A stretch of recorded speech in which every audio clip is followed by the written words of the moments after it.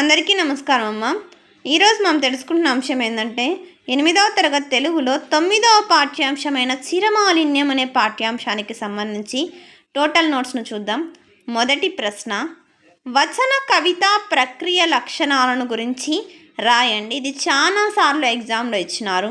ఎటువంటి ఛందో నియమాలు లేని కవితను వచన కవిత అంటారు. సాధారణంగా సామాజిక అంశాలను వచన కవితలో వస్తువుగా స్వీకరిస్తారు. వస్తువు కథకు శబ్దాలంకారాలు, అర్థాలంకారాల అందాన్నిస్తాయి. అల్పాక్షరాలతో అనల్పాక్షరాలు వచన కవితల్లో సాధించవచ్చు. రెండవ ప్రశ్న, మానవుడు నదులను మళ్లించి ఏం చేశాడు అంటే మానవుడు నదులను మళ్లించి కాలువల ద్వారా ఆ నీటిని వ్యవసాయానికి, తాగటానికి అవసరాలను వినియోగించుకున్నాడు. విద్యుత్ ప్రాజెక్టులు నిర్మించి జల విద్యుత్ను ఉత్పత్తి చేస్తున్నాడు. పరిశ్రమలకు కూడా ఆ నీటిని వినియోగిస్తున్నారు. తర్వాత వ్యక్తీకరణ, సృజనాత్మకతకు సంబంధించిన ప్రశ్నలు. కవి దేవి ప్రియను గురించి రాయండి. దేవి ప్రియను గురించి రాయాల, ఓకేనా. తర్వాత నెక్స్ట్ రెండవ ప్రశ్న, గేయంలో కవి వేటిని నాగరికతగా పేర్కొన్నారు. తర్వాత నెక్స్ట్ మూడవ ప్రశ్న, పాఠ్యభాగ సారాంశాన్ని మీ సొంత మాటల్లో రాయండి. ఏ పాఠ్యభాగం అంటే చిరమాలిన్యం అనే పాఠ్యభాగం యొక్క సారాంశాన్ని సొంత మాటల్లో రాయండి. జాగ్రత్తగా స్క్రీన్ షాట్ తీసుకోండి అమ్మా. ఒకవేళ అక్షరాలు కనుక క్లియర్గా కనిపించకపోతే నెట్ క్వాలిటీ పెంచుకొని తర్వాత నెక్స్ట్ జాగ్రత్తగా స్క్రీన్ షాట్ తీసుకోండి. అక్షరాలు కనుక క్లియర్ కనిపించకపోతే నెట్ క్వాలిటీ పెంచుకొని స్క్రీన్ షాట్ తీసుకోండి అమ్మా. తర్వాత నెక్స్ట్ నాలుగవ ప్రశ్న, ఈ పాఠానికి చిరమాలిన్యం శీర్షిక సరైనదేనా, ఎందుకు రాయండి. జాగ్రత్తగా స్క్రీన్ షాట్ తీసుకోండి అమ్మా. ఎక్కడికక్కడ స్క్రీన్ షాట్ తీసుకోండి. తర్వాత నెక్స్ట్ అమ్మ, జాగ్రత్తగా స్క్రీన్ షాట్ తీసుకోండి. అక్షరాలు కనుక క్లియర్ కనిపించకపోతే నెట్ క్వాలిటీ పెంచుకొని స్క్రీన్ షాట్ తీసుకోండి అమ్మ.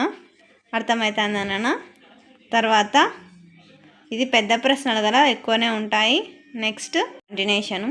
తర్వాత సాటి మనుషులకు సహాయం చేయడం మన బాధ్యత అని తెలియచేస్తూ మిత్రునికి లేఖ రాయండి. జాగ్రత్తగా స్క్రీన్ షాట్ తీసుకోండి అమ్మ. ఫస్ట్ ఊరి పేరు, తేదీ రాయాలా, మీ మిత్రుని పేరు రాయాలా, తర్వాత అంశము, తర్వాత నెక్స్ట్ అమ్మ ఏమొస్తుంది ఇట్లు అని పెట్టి మీ స్నేహితురాలు ఎవరైతే రాస్తున్నారో వాళ్ళ పేరు రాయాలా. చిరునామా అంటే మీరు ఎవరికి రాస్తున్నారో వాళ్ళ చిరునామా రాసి ఖచ్చితంగా ఇట్లా బాక్స్ వేయాలా. తర్వాత భాషాంశాలు, పదజాలం.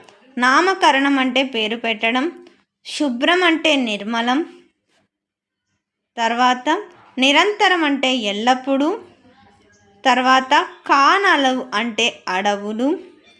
తర్వాత క్రింది వాక్యాలలో గీత గీసిన పదాలకు పర్యాయ పదాలను రాయండి. నింగి అంటే గగనం, ఆకాశం, మిన్ను. ధరణి అంటే భూమి, పుడమి, అవని. ఆకులు అంటే పత్రాలు, దళములు. తర్వాత సాగరం అంటే సంద్రం, కడలి, పయోనిధి. గృహము అంటే గీము. సముద్రము అంటే సంద్రం.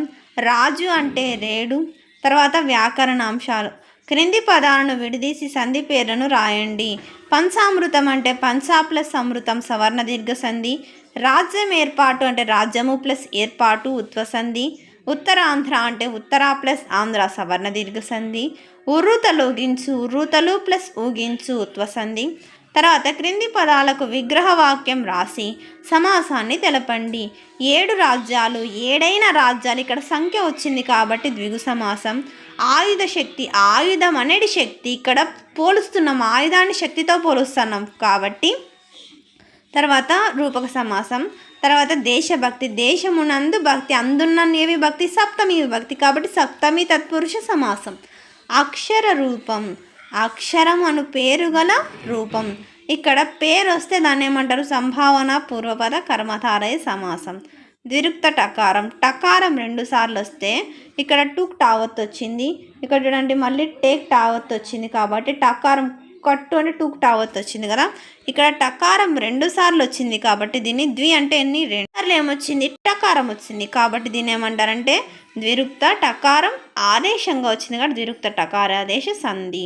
అందరికీ ధన్యవాదాలమ్మా. ఇంకా మన ఛానల్ సబ్స్క్రైబ్ చేసుకొని వాళ్ళు ఎవరైనా దయచేసి సబ్స్క్రైబ్ చేసుకొని లైక్ చేసి షేర్ చేసి మీ ఫ్రెండ్స్కు రిలేటివ్స్ అందరికీ సబ్స్క్రైబ్ చేసుకోమని చెప్పండి.